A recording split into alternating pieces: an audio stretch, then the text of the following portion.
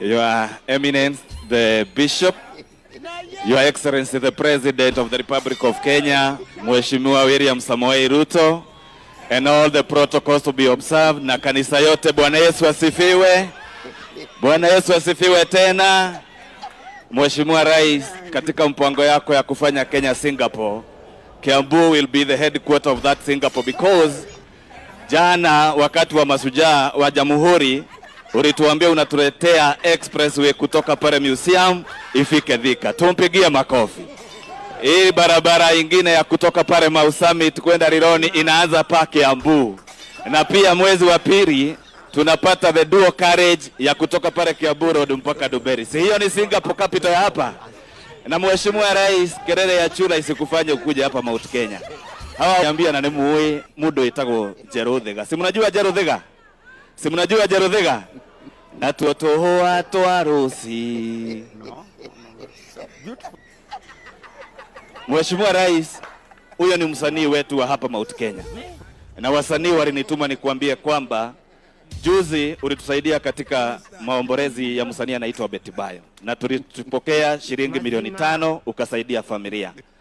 Huyo msanii saa hii ako katika critical condition, na jana tumelala kwa mtandao tukichanga anataka emergency ya kupelekwa India.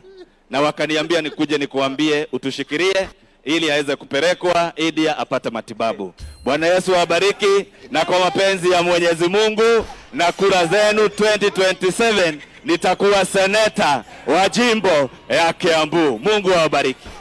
Aya, asante sana Mheshimiwa Rais, ni vizuri kukuza pia hao vijana. Venye umetushikilia, tunashikilia pia vijana hapa chini. Yangu yatakuwa machache Mheshimiwa Rais. Kogi ameongea mambo ya barabara, ameongea mambo ya Northern Bypass, na ndiyo maana sisi kama viongozi wa hapa Kiambu. Huyu mungwana mnamjua?